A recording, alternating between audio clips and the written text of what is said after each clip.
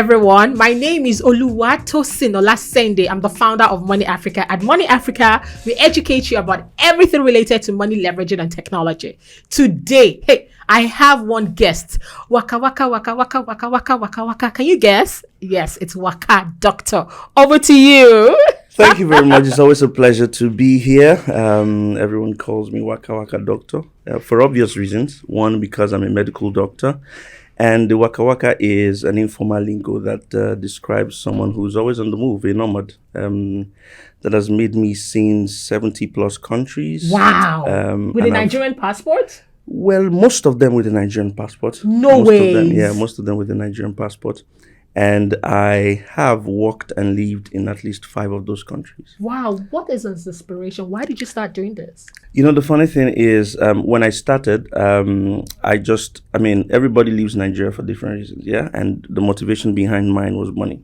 A medical doctor who's worked for 2 years in Nigeria was underpaid, overworked, and the pay wasn't really, anything fascinating. And so I saw this opportunity in the Middle East, went for it. And when I got to the Middle East, I was earning in dollars, tax-free, Wow. Free accommodation. It was very, very sweet life. And I saw that, one of the things you see when you go abroad is, say, for instance, you're driving on the road and you walk for kilometers, you drive for kilometers and there's no pothole, and subconsciously, this is the way it should be, You don't need to worry about charging your phone all the time. These are the things that are normal.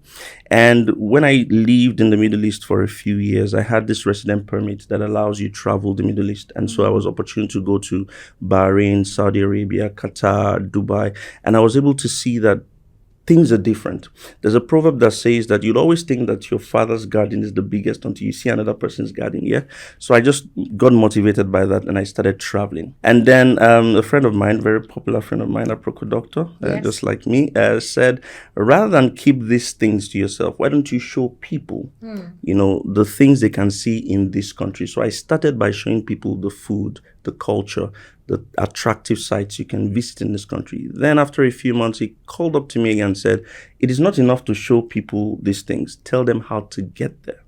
And that's the birth of WakaWaka Doctor, actually. And how did it catch fire? Like, your views are crazy. People really, really like you. What do you think is the catch? To be honest, I think it's just me being myself. I just pass the message the way I like to pass my messages. I'm a very, vibrant, jolly, loving person, and that's just the way I pass my message. And again, people want release from Yes. pressure. People want to see the world, and Yes. I'm showing them that there's better out there. You can't just stay in your father's kingdom and expect that things will come and meet you. You have to aspire to see out there. You have to aspire to want to live your dreams, really. And travel is the greatest form of education anyone can get anyway. I agree. What do you think is the biggest stereotype that people have with regards to traveling? Think of this. I come from a low income or from a middle income family.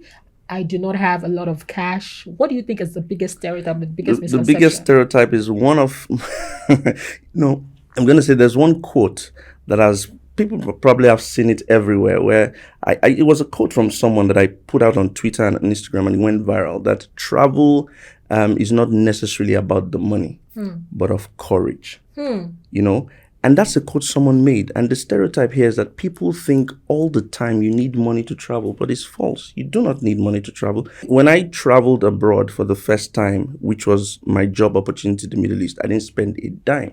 How did you do it? Because I got a job that would sponsor my visa. They paid for my flights, paid for my visa application, paid for accommodation. So I didn't pay anything. What are the other opportunities that people can get? Well, other opportunities, scholarships exist. The different scholarships like MEC scholarship in Japan, scholarships in Canada. United States has a lot of scholarships, Australia as well, even European scholarships. In Holland, there's the Orange Scholarship. In Germany, there's a DAAD scholarship. You don't need to pay anything. But people, information is the problem. They don't know that these things exist. And some of them, when they finally get that information, they feel, it's too real to be true. So they don't want to take that step. So you don't necessarily need money to travel. I think the most important ingredient to travel is courage. And you know why? Because you see, for you to leave your comfort zone and go elsewhere, learn a new language, abandon the food, your friends, your family, the nightlife, the nightlife, exactly. It's not easy. So yeah, I think that's the most common stereotype that I often see everywhere, and I just tell people, just push it aside and do you. For the people watching and even listening to this podcast right now, having big dreams, I want to leave Nigeria, I want to travel, I do not have enough money.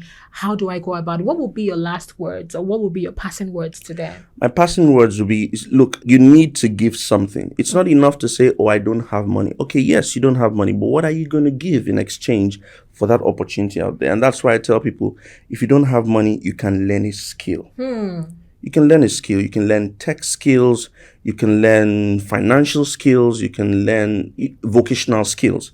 Because, say, for instance, there's a website in Australia. It's called connecting.com, where even if you're a plumber, you're a tiler, you're a plumber? You're a mechanic, they employ people from all around the world with sponsorship.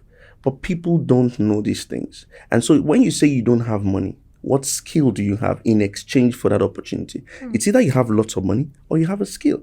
So if you don't have money, acquire a skill. If you do not have money, acquire skills. And this is what we keep educating about money in Money Africa.